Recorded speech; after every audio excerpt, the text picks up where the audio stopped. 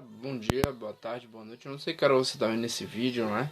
Mas na sexta-feira eu não trouxe vídeo pra vocês. Então hoje eu vou estar fazendo o seguinte: eu vou estar trazendo um videozinho de história, que seria na sexta-feira, né? Pra gente finalizar aquela parte ali de República Oligárquica, né? Que é a parte ali das revoltas. A gente já falou um pouquinho, já falamos sobre República Oligárquica e ficou faltando aquele finalzinho ali, né?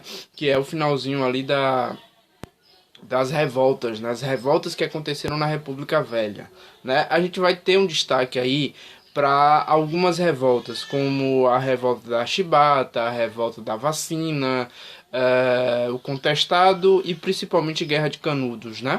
Que geralmente cai no Enem, eventualmente cai no Enem. Então, essas quatro, eu vou destacar essas quatro porque são as quatro mais conhecidas e as quatro mais cobradas no Enem, né? A revolta da vacina, né, a revolta da chibata, né, a revolta do contestado e a de Canudos, que tem contextos muito parecidos, né, pelos seus líderes messiânicos e tudo mais. Então tem essa questão aí. Eu vou fazer um videozinho para cada uma, né, e colocar o resumo para vocês, para ficar mais detalhado, melhorzinho para vocês estudarem, certo? E mais tarde, né, se tudo der certo, se tudo correr bem, eu trarei para vocês aqui a nossa continuação de filosofia. A gente falou semana passada sobre as questões sociais, né? Que foram a socialização, entre outros termos, né? A questão dos... como é que eu posso dizer? Os mecanismos de controle social, né? A gente falou sobre controle social na última terça-feira. Então isso é relacionado à sociologia. Hoje a gente fala um pouquinho sobre filosofia. Mas agora eu vou pagar a sexta-feira que eu acabei não colocando o vídeo para vocês aqui. Então agora eu vou falar nesse videozinho, vai ficar um pouquinho curto, mas eu vou fazer assim porque fica melhor. Falar um pouquinho sobre revolta da vacina agora. Posteriormente vou falar sobre a revolta da chibata, né? Vou falar sobre o contestado e por último a revolta de Canudos. Beleza? Então se liga porque vão ser 4 videozinhos com sequência de resumos para vocês se deliciarem aí essa semana. E mais tarde eu trago para vocês a nossa continuação de filosofia moderna, né? Falando um pouquinho ali sobre alguns pensadores importantes da filosofia moderna, ok? Falando um pouquinho sobre revoltas na República Velha, né? Coloquem assim no caderno de vocês, revoltas da República Velha, né? Lembrando que posteriormente a esse assunto a gente vai adentrar, se Deus permitir, na próxima sexta-feira a gente está adentrando na Era Vargas, né? Que é muito cobrada, quer dizer, infelizmente, né, depois de muito tempo de Enem, ano passado não caiu sobre Era Vargas. Impressionante isso, mas é muito importante falarmos sobre Vargas. Por mais que não venha, até porque a gente também não pode deixar de ver. Quanto mais assunto a gente puder ver, melhor, né? Mas ano passado, inconscientemente, eu imaginava que não cairia sobre ditadura militar, como realmente não caiu. Eu falei isso o tempo inteiro para os meus alunos ano passado. Gente, não foca muito em ditadura militar não. Dá uma olhada, dá uma lida, mas não foca muito não, porque eu acho que ditadura militar ela não vai cair, né? Até porque a gente tem um governo marcado, um governo aí essencialmente militar, né? Formado por militares, na verdade. A sua estruturação é uma estrutura militar. Então provavelmente esse assunto não vai ser mais uma vez cobrado, né? Logicamente que a gente vai falar um pouco sobre, porque é importante, é conhecimento, e para não ser surpreendido, mas possivelmente o assunto ditadura militar não venha a cair no Enem mais uma vez como no ano passado. E Vargas também não caiu. Essa parte realmente eu imaginaria que não cairia muito sobre Vargas, mas eu imaginaria que cairia alguma coisa sobre Vargas, né? Não cai nada sobre Era Vargas.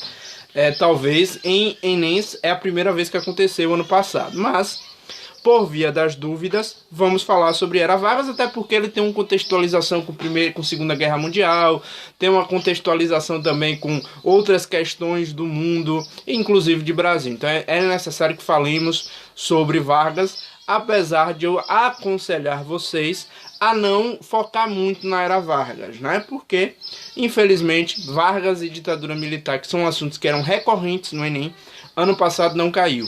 Então, por mais que eu diga aqui, não vou dizer aqui para vocês, não estudem essa parte, né? Até porque quanto mais vocês estudarem, quanto mais vocês se lançar em assuntos, melhor, né? Se não cair, pelo menos é conhecimento, você vai sair ganhando alguma coisa, né? Mas vamos lá, então vamos continuar aqui. Falando um pouquinho sobre revoltas na República Velha, eu trago para vocês uma das primeiras da República Velha ali, que é da República Oligárquica, né? Na verdade, a gente já viu que na República Velha, a gente viu lá com Deodoro e com Floriano Peixoto, a gente viu as revoltas da Armada, né? Que foram revoltas ali do período da República da Espada, que também faz parte da República Velha. Relembrem que República Velha ela é dividida em República da Espada e República Oligárquica, né? A famosa República popularmente conhecida como República do Café com Leite. Na República da Espada, né, lá com Marechal e com Floriano, você teve duas revoltas importantíssimas, que foram as revoltas da Armada, né? A primeira e a segunda revolta da Armada, que foi a revolta na Marinha. Mas você teve também a federalista lá no Rio Grande do Sul, que se uniu à segunda revolta da Armada, né? E que foi combatida ali por Floriano Peixoto, que passou a ser chamado de o Marechal de Ferro a partir desse episódio. Outra coisa importante da gente salientar e da gente falar: a revolta da vacina, em 1904, já faz parte da República Oligárquica, da República do Café com Leite, né? Essa revolta da vacina, ela entra num contexto de mudança urbana do Rio de Janeiro, né? O Rio de Janeiro, ali de 1902 a 1906, já no governo de... como é o nome do presidente? Eu não lembro o nome de... Rodrigues Alves, né? A gente também não vai ficar aqui decorando o nome de todos os presidentes que passaram pela República Velha. Rodrigues Alves, ali em 1902, 1906, foi marcado, né? Foi marcado por uma relativa tranquilidade econômica, né? Ali em 1903 foi comprado o Acre, né, através do Tratado de Petrópolis. Eu já falei sobre isso no vídeo anterior, né? O Acre vai ser comprado em 1903 através desse Tratado de Petrópolis, né? Muito nesse contexto do surto da borracha, né? O Brasil teve um processo importante do surto da borracha, inclusive essa tranquilidade econômica foi muito dada por esse surto da borracha, né? Nesse governo de Rodrigues Alves de 1902 a 1906, né? O Rio de Janeiro passava por um momento muito de transformação urbana, né? Ou seja, saneamento básico, mudança, aquele famoso expulsa a população pobre do centro da cidade para a passagem do progresso, né? E aí que você vai ter a expulsão desses populares aí, a destruição dos cortiços, e aí que a população essencialmente negra vai subir o morro, né? E aí a gente vai dizer que é a favela, a formulação da favela, né? A criação das favelas, das comunidades, né? Favela, que é um nome referente a uma planta, né? A uma planta que fica sempre em morros, né? Em locais altos, por isso que o nome é dado a essas comunidades, é dado o nome de favela, né? E aí você tem todo esse processo de saneamento e tudo mais. E dentro desse processo, né, dentro dessa transformação do Rio de Janeiro, o Rio de Janeiro está passando de uma cidade colonial antiga para uma cidade moderna, para uma capital moderna. Nesse período ainda é a capital do Brasil, né? O Rio de Janeiro só deixa de ser capital do Brasil um pouco mais à frente, bem mais à frente, né? Praticamente na década de 70. Então, nesse período, início do século XX, o Rio de Janeiro é a capital do Brasil, e o Rio de Janeiro está passando por transformações, né? Avenidas largas, casarões de luxo e tudo mais, e a população sendo expulsa lá, sendo colocada ali na periferia, como se fala, né? No escanteados, né?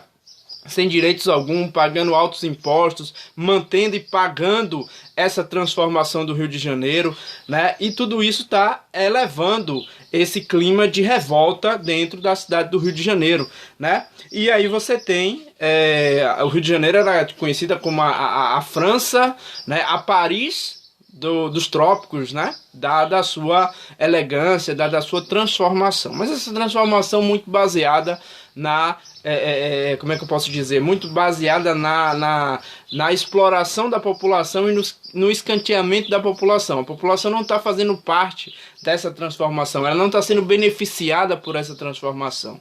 Pelo contrário, né?